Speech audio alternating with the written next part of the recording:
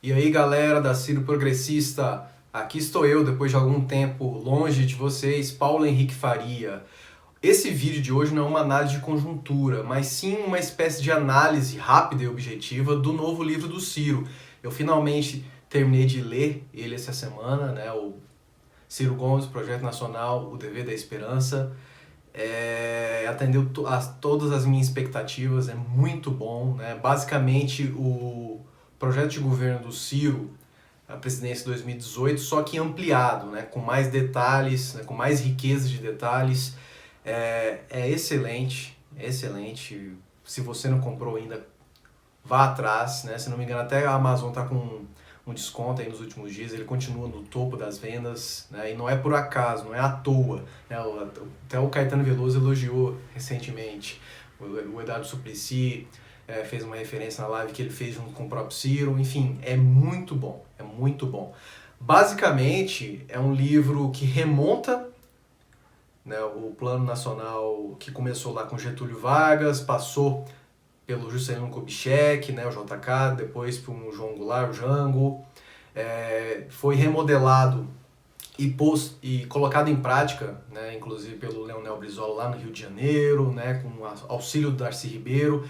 Então, basicamente, o Ciro pegou todo esse legado do trabalhismo e fez o Plano Nacional de Desenvolvimento. Então, esse livro é a síntese de tudo isso que ele vem falando aí nos últimos 5, 6 anos, certo? E, assim, para você entender melhor, grosso modo, né, o Plano Nacional de Desenvolvimento que está contido nesse livro, ele pode ser resumido na página 124 e 125. Lá ele fala o seguinte: item 1, recuperação do Estado. Item 2, reforma tributária. 3, reindustrialização. 4, revolução educacional. E 5, agregação de valor ao produto rural. Nesse livro, o Ciro, junto, né, com a assessoria dos grandes economistas Mauro Benevides Filho e professor Nelson Marconi, ele foi bastante específico em como entregar essa reforma tributária, né? Como ele faria se fosse presidente. E isso é bastante identificável nas páginas 144 e 145 do livro, né? Lá ele fala em novo imposto de renda, ele fala do imposto sobre o valor agregado, o IVA, né, que abandonaram, contribuição para financiamento da Seguridade e Previdência, o CONFISP, e imposto sobre propriedade, né, o ITR, no território rural. Ele fala uma criação do IPV, né, que aí agregaria não só, lógico, motos e carros, mas jatinhos, né, aeronaves particulares que ele cita especificamente, né, jatinhos, helicópteros, né, pequenas aeronaves, porque os ricos, eles não pagam, eles têm o seu helicóptero, o seu avião, o seu barco, né, o seu iate, e eles não pagam, né, por isso. Já a classe média baixa, paga em muito, né, aos seus Detrans, né, para ter os seus carros e suas motos. Então eu achei espetacular, né, que pouca gente vem falando.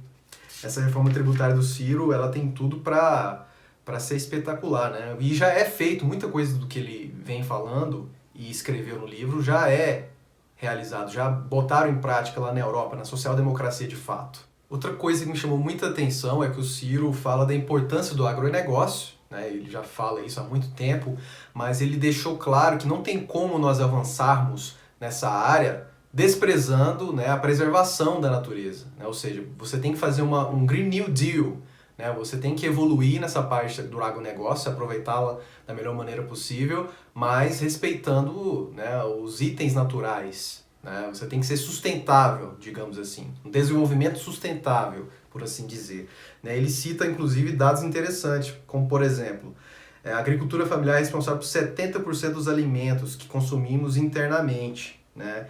E esses dados que ele aponta, não tem como você contestá-los porque ele referendou muito bem. Ele trouxe os dados e as referências, né? Porque muita gente taxa o Ciro de mentiroso, né? Que ele tira os dados da cabeça dele. Não é bem assim, né? Ele estuda muito, né? Ele teve todo esse corpo acadêmico, né, por trás, né, para ajudá-lo, né, até no levantamento, para referendar muito bem essas ideias, né, de como fazer um Brasil um país melhor, né? Então ele foi muito cirúrgico nesses apontamentos, né?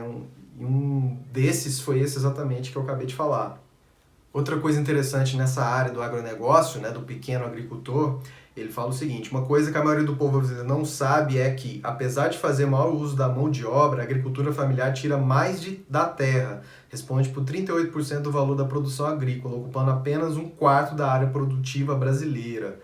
Ou seja, esses mega agropecuaristas, né, eles são importantes, mas não exatamente no todo, né? O mais importante é a agricultura familiar, o pequeno, né, agricultor, né? E os governos, sobretudo esse do Jair Bolsonaro, não os privilegia, né? E aí entra até o MST, que é um grupo de pequenos agricultores, né? Ele fala da reforma agrária, né? E de que a gente pode, sim, produzir nossos fertilizantes, sementes, enfim, aproveitar melhor a Embrapa, né? Que é um ente estatal. Então eu achei espetacular e que se fala pouco, né? Tem como a gente crescer sem desmatar. Bom, e para fechar com chave de ouro, né, o Ciro ele fez uma crítica muito pertinente à esquerda brasileira como um todo, né, mundial, mas com foco, lógico, aqui no país, aqui no Brasil. Ele fala que, infelizmente, a esquerda se desconectou do povo, né, a gente não leva mais em consideração o que os cristãos falam, sobretudo os evangélicos, né, muitos, inclusive, né, da ala mais radical do PT, do PSOL, achovalham essas pessoas, né, as afastam, né, as atacam. Isso é um tremendo erro, né, não tem como a gente eleger alguém do campo progressista se não dialogar com essas pessoas, né, com o lado mais conservador do Brasil, que infelizmente é a maioria, né, a nossa sociedade está enraizada assim. Achei muito boa os apontamentos que ele faz ao PT. Não é antipetismo, nós não somos antipetistas. O Ciro não é um antipetista. Ele deixa claro muito nas entrevistas que ele vem fazendo ultimamente. Né? Mas por que você rompeu com o PT? Por que você está batendo no PT? Ele deixa claro a quem está endereçada a crítica. Né? Ele não, por exemplo, ele não critica a Dilma, né, pessoa física. Ele critica a Dilma quanto pessoa jurídica, quanto presidente, que foi horrível, o governo dela foi terrível, e ele mostra os dados, ele fala o porquê disso. Não é? É isso que ela, o Lula e o PT não entendem. Né? O Ciro critica a gestão, né? Ele mostra que o PT queria muito fazer essas reformas todas que ele propõe agora, mas que não fez nem metade, que seguiu a cartilha neoliberal, tal qual o FHC. Né? Os erros políticos, nem se fala. Né, colocar a própria Dilma inexperiente para ser presidente e o sacana corrupto do Michel Temer para ser vice, né, permitiu o Eduardo Cunha crescer e fazer o que fez. Enfim, ele mostra por que, né, que o PT errou tanto, por que a esquerda hoje ela está em baixa, digamos assim. Né, ele tenta apresentar um novo caminho. E aí esse caminho não é um projeto personalista do Ciro, e sim um projeto, né, nacional de desenvolvimento, né, um projeto que faz ou pretende trazer novas indústrias para o país, né, que a gente cresça nessa área econômica, que, lógico, tem que passar pelo desenvolvimento da educação. Né? Então, essa crítica final do Ciro eu achei muito pertinente. Né? Ele foi mais de 40 páginas dedicado a essa crítica, até uma autocrítica, né? Ele fala o que deveria também ter feito e acabou não tendo tempo, né? Ou, digamos, traquejo e experiência necessária na época que ele era prefeito e governador e depois candidato à presidência. Então, assim, é excelente esse livro, excelente. E, assim, só para sintetizar a alfinetada que ele dá ao Lula, né? Que eu achei, assim, espetacular, muito precisa. Lá na página 261 ele fala o seguinte: aos que pediam minha carta aos brasileiros, deixo este livro. Nele, a reiteração dos compromissos de toda a minha vida, porque minha verdadeira ambição não é ser presidente, minha verdadeira ambição é mudar meu país. Espetacular, não tenho o que falar, né?